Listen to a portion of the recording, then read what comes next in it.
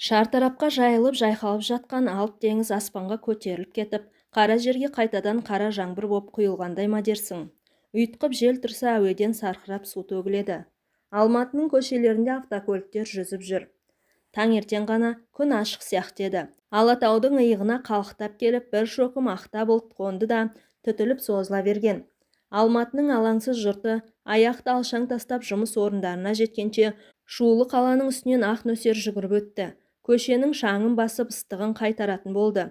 Дескен аптапқа қақталған қала тұрғындары. Енді міне, тізеден көтерілер көл дариян кешіп үйлеріне жетуге зар болып тұр. Бұндайда қоғамдық көліктің қарасы батады, ал қала ішінде жолаушы табыс табатындар қызмет ақысын шарықтатып жібереді. Таксистер, бұл да өзінше таксист. Ескі Жигулине мініп алып, ертелі-кеш көшеден адам аңдиды. Бірін анда, бірін мұнда жеткізіп салып, қас қарайы діңкелеп құжырасына оралады. Өзде кәрі жолдас Жигулиде тозып біткен. Үйде науқас кемпірі жатыр. Қазір қалада не көп, жүйткіген шетелдік жеңіл машина көп. Жұлқынған жастар, көліктері де жұлқына жүйткиді. Жүрістен қала бастаған Жигулидің нәпақасын олар оп-оңай қағып кетеді. Бұған бұйыратыны сол. Өзі қатарлы кәрі құртаң, балалы әйел, бірлі жарым, қалтасы жұқа студент, сараң саудагер. Және бәрі мұның қыжылатты жайын жақсы білетін болса керек. Барар жерінің жарты құнын айтып шіренеді. Бірінші вокзалға дейді жолаушы. Бұл басын шайқап, бірінші вокзалда алсынған болады. Қанша бересің? Қанша сұрайсың? 700 теңге бола ма? Жоқ, 500 теңге. 500 теңге қай жыртығымды жамайды. Бірақ қайтар жолда біреу-міреу кездесіп қалар. Іле кетермін деп келіседі. Бірінші теміржол вокзалынан түскен соң жолаушы бүгін 10 мың теңге ұсынады.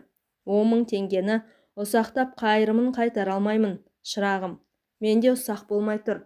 Апырая, әмияның түбін қарап көрші айналайын. Майда шүйде шығатын шығар. Шығады екен шал. Мә, 400 теңге. Басқа жоқ.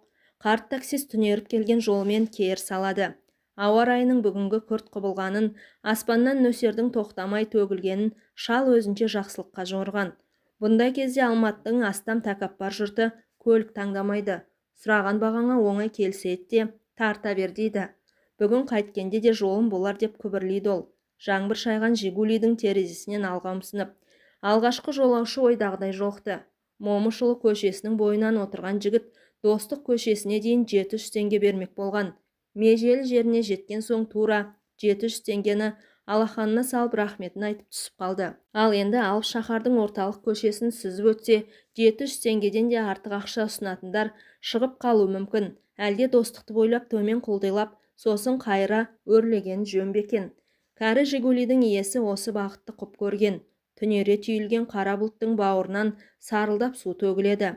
Жаңбыр деген жауатын еді. Мынау әуеден ағып қойылып жатыр. Шамасы аспанның қайсы бір тұсы ашылып, жыртылып кетсе керек деп ойлады ол. Асықпай Жигулимен құлдилап келеді. Қазір анау аялдамалағылардың бірнешеуі келіп есігіне жабысар анық. Ататай, жеткізіп таста, шапарып таста, сұрағаныңды берейін дейді олар. Әрине, бұл жеткізіп тастайды. Ақшаның соңына түсіп құныққан дәнеңесі жоқ. Тек әйтеуір қара-құра бірдеңе тауып қайтса болғаны. Өлместің күні. Жараған аттай жас кез емес. Бүгінгі тірлігінің әрі бергісін түгендей түсіп түбін ойласа, осы бір кәсібі дұрыста болған сияқты. Әйтпесе, таңы атып кеші батып болмайтын кәріліктің жыбырлаған күндерін қайтып өткізер еді. Сыралғы досы көне Жигулидің тежегішіне табан тіреген, тоқтамады. Тежегішті қанша басса да тоқтай алмады. Шал сонда бірақ білген, ағып барады екен. Жигулидің бөксесі бұрылып, аунап кете жаздады. Әйтсе де Құдай сақтады. Қатты толқынға ұрынбай, Жигули бір алып еменнің түбіне кеп тұмсықтыреді. Көше жайылған, сел көтеріліп кетпесе, мына еменнің діңі пана болар анық. Қария Алматыда тасқынның қатты болатынын бұрыннан біледі. Егер анау таудан құлап ағатын өзендер өкіріп бас көтерсе бар ғой, бұны Жигулимен аунатып әкетуі әбден мүмкін. Сел машинаның дөңгелегін бауырын соғып биіктеп келеді де терезесін шайып кері қайтады. Аспан күркіреп әлде бір алып адамдар таудан тас домалатып жүргендей күтір-күтір етеді. Шал темекі тұтатып кемпірін ойлаған. Іле өзенінің өкінішпен өтіп келе жатқан өмірінде ойлап кетті. Кемпірі бұның қойнына кемпір боп кірген жоқ әрине. Жастықтың қамсыз, мұңсыз жауапсыз күндерінің бірінде табысыпты. Ұзаққа созбай бірден бас құрыпты болды. Жылдар өте сыз қабақ, үнемі тұлданып ренжіп отыратын әйелге байланып қалғанын бірақ білген. Әйелі балағы қанап, балада таппады. Не бұның басына еркіндік те бермеді. Ал бұл бедеу қатыннан кете алмады. Үйткені оған жан ашитын, неге екенін үнемі жан ашып тұратын. Оны орта жолда қалдырсам, опасыздық істеген боламын дейтін өзіне. Сол үшін үнсіз, жым-жырт өмір сүруге үйренді. Кейін тіпті еті өліп кеткен. Таң қаларлығы, еңкейген шағында егделіктен қарттыққа бет бұрғанда өзіне өзінің жаны ашитын шығарды. Тоқ мықынын ойнатып, былқ-сылқ еткен бикештерді жетелеп көшеде салқам күліп бара жатқан жігіттерге қызға да қызғана қарайтын шал күрсініп жіберетін. Ух, шіркін-ай, жалған-ай, күрсінгенде кеудесін от қариды.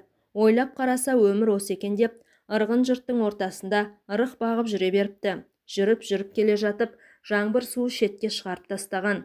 Жигули сияқты шоңқиып қалған түрі мынау.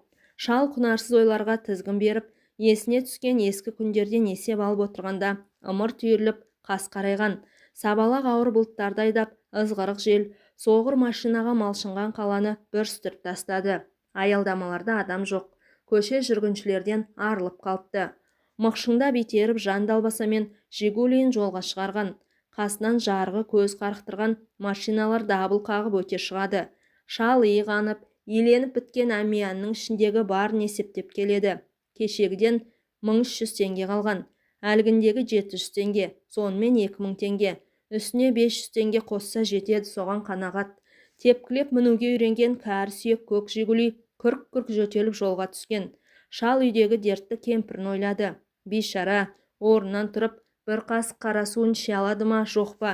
Күйі кеткен ескі құжырасын ойлап, және қамықты. Іргесінен су жүгіріп кетпеді ме екен? Көңілі түсі қашқан аспандай құлазып, уайым жетектеткен қария үйіне асыққан. Кенет алдағы аялдамада бүрісіп, дір-дір еткен қызыл көйлекті қызды көріп қалды. Шалдың көзіндегі оты әлі сөне қоймаған еді. Жолаушы тасуды кәсіп еткен тірлігінде ол жанарының осы жылытына шүкіршілік ететін. Қызыл көйлекті қыз қол көтеріп еді, қасына барып бір машина іркілді. Әттең-ау деді бұл. Жоқ, машина сырғып кете барды. Қыз қалды. Лып етіп оң жақтағы Volkswagen шыға келді. Осымен кеткен шығар деді. Қызыл өшіп бітпеген бағдаршамға қарай қойып шал. Бағасына келісе алмады ма, ол да қызды қалдырып кетті. Жүрегі әнтек жиі қағып, қызыл көйлекті қыздың қасына тақығанда Жигулидің тежегішіне аяқ тіреген. Жаңбырға міленіп, әбден тоңдау байқұс. Сайына домостроительная деді қыз. Аузы икемге әрең келіп. Отыра ғой. Жолды қыз машинаның пешін қосыңызшы деп сұраған. Бұл пештің қызуын жоғары кернеуіне жеткізіп көтерді. Иегі-иегіне тимей, дірілдеген бойжеткен біраздан соң шашын сілкіп бойын тіктей отырды. Шал Желтоқсан көшесімен қуалап келді де, Төле биге түсіп қаланың ең шулы көшесі Сайынды бетке алды. Міне, Байтұрсынов көшесінен өтті. Қала жайнап жарқырап қалыпты. Тіршілігіне қайта орала бастаған сияқты. Үлкен билбордтың бетіндегі жарнаманың жарығы шашырағанда үнемі күңгірттеніп тұратын Жигулидің іші жарқыратып жіберді. Қыздың бойына жабысқан көйлегі кеуіп, құрғап қалған ба, кепкен көйлектің омырауы тұсы тебініп алыпты. Дертіп тұр. Ал Төле бидің Роза Бакиевпен қиылысы бағана басына ілінген. Жарнамалардың базары ма дерсің? Төңірек түгел жарқ-жұрқ етеді. Жанға рахат сиқырлы сәулелер айнала қашып жымыңдап шақырады. Жаңа байқады. Қыз артқы орындықтың тура ортасына жайғасыпты. Көйлегінің шолақ етегі түріле түскен. Шал салон ішіндегі айнадан көзін тайдырып әкетіп, өзін янаттай жөнелді. Кәрі төбет, түрілген етекті ғана көрмей, ашқарақ көзің ашылып қалған тақымның арасын кезіп кетті-ау. Қызыл көйлек болған соң, әйел баласы қызыл тіз киім киеді ғой, сен онда көріп үлгердің, кәрі азбан. Көз ойнап көңілі бұзғаннан кейін шал байсал табуға тырысып, жастар осы сендер қызық сөйлейсіңдер деп әңгіме бастаған. Үзіп жұлып орысша араластырып, былдырлап кетесіңдер. Жаңа Сайына дедің, дұрысы Сайын көшесі ғой айналайын. Сайын деген ақын атаң болған. Айдар ағайдар деген ақынның өлеңін білесің бе? Білмейсің әрине. Сөмкесінен тарағын алып таранып, боянып, ретке келіп сәнденіп отырған қыз үндеген жоқ.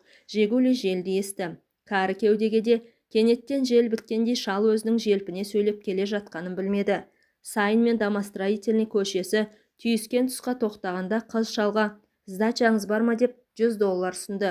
«Пәле», деді шал қалбалақтап. «Бұндай мол ақшаға қайтаратын ыздач біздің қалтада қайдан болсын? 500 теңге болса бере сала ғой». «Жоқ», деді қыз салон ішінде, бөксесін бұрып тастап.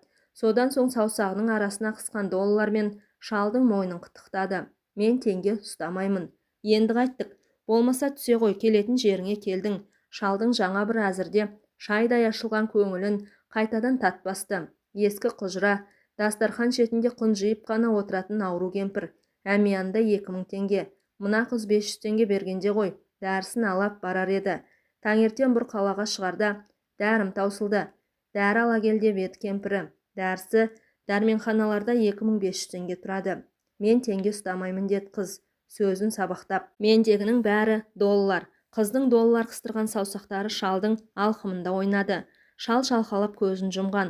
Қыз шал отырған орындықтың сыртына артылып кеп, жүрегі атқақтай соққан қары кеудені құшағына алды. Демі жалын атады.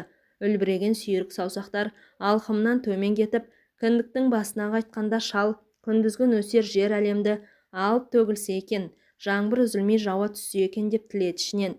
Содан ары қарай тәні балқып, сүйегі жүк-жүгінен айырылып, рахат күйге бөлене берген. «Сен қайырымды жансың», деді қыз сыбырлап. «Егер бұл күнә болса, саған бұндай күнәға батуға болады».